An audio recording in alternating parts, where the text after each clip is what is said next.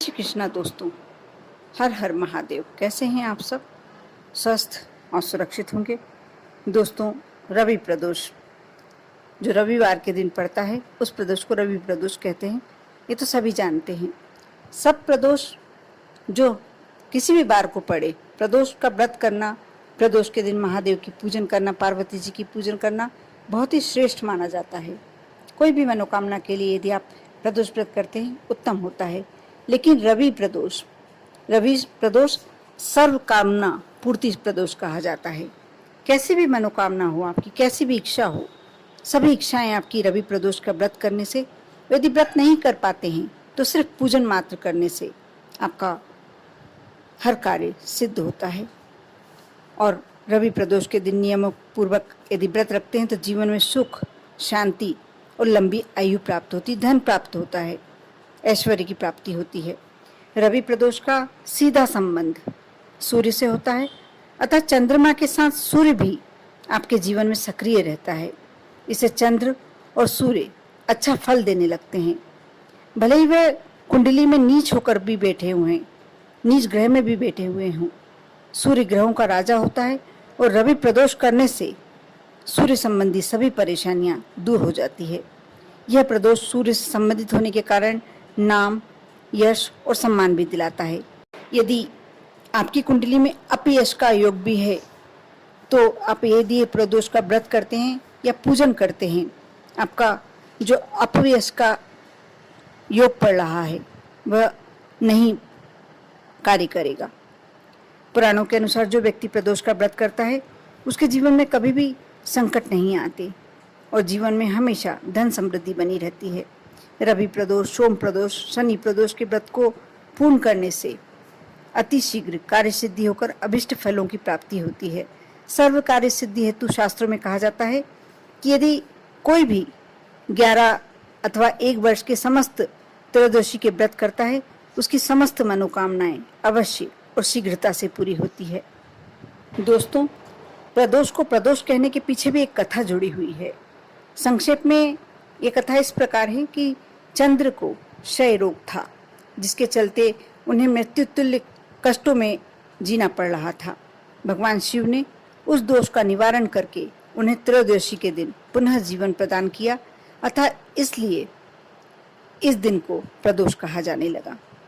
और प्रदोष काल में उपवास में सिर्फ हरे मूंग का सेवन करना चाहिए, ऐसा कहा जाता है, क्योंकि हरा मूंग पृथ्वी तत्व है। यदि जो व्रत करके शाम को फलिहार लेते हैं, प्रदोष काल में पूजन करने के बाद फलाहार लेते हैं, उनके लिए ये नियम नहीं लागू होता।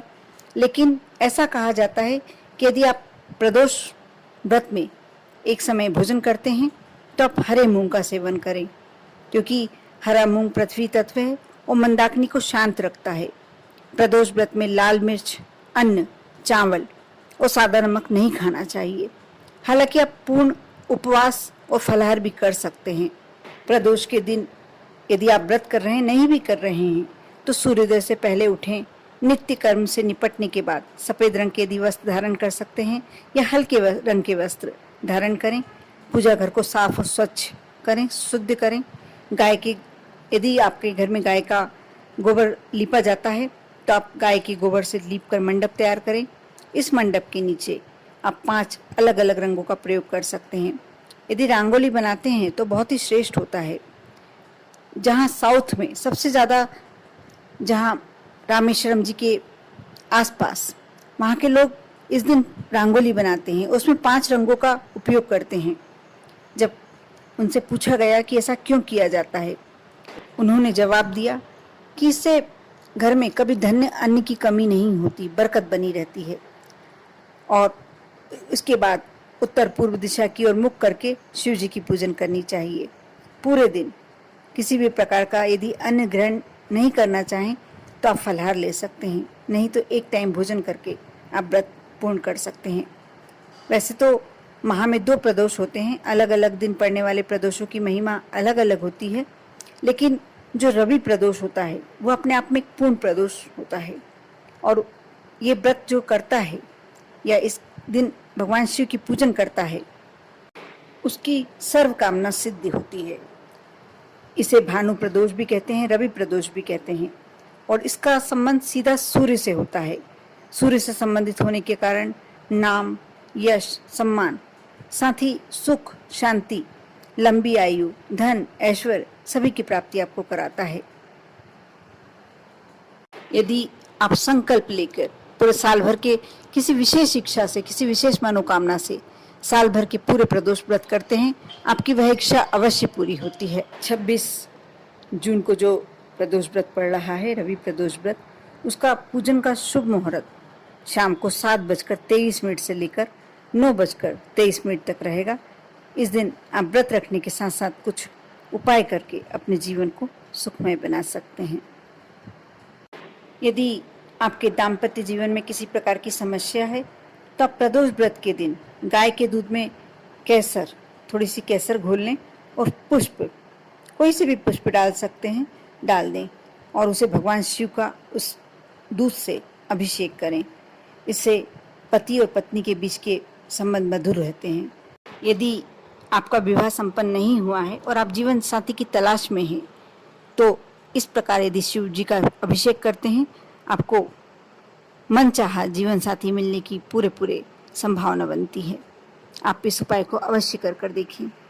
यदि आपकी कोई विशेष इच्छा है, विशेष मनोकामना है, तो आप एक बेलपत्र लें। बेलपत्र कहीं से कटी फिटी नहीं होना चाहिए, साफ स्वच्छ जल से धो लें और उस पर ओम बीच वाली जो पत्ती होती है उसमें ओम शब्द लिखकर और ओम नमः शिवाय का जाप करते हुए भगवान भोलेनाथ को चढ़ाएं। इस उपाय को करने से जो भी आपकी मनोकामना है, आपको ये प्रदोष काल में करना है, आपकी वह मनोकामना अवश्य पूर्ण होगी। यदि आप किसी बड़ी बीमारी, असाध्य रोग की चपेट में हैं, यदि आपका परिवार का कोई सदस्य किसी असाध्य बीमारी से पीड़ित है, कोई विकट समस्या है जिसका समाधान नहीं मिल पा रहा, तो आप रवि प्रदोष के दिन महामृत्युंजय मंत्र का जाप करें। यदि आप स्वयं नहीं कर सकते हैं और इस मंत्र का जाप करने में सबसे पहला ध्यान आपको ये देना होगा कि इसका उच्चारण बिल्कुल सही होना चाहिए, उच्चारण में कोई गलती नहीं होना चाहिए।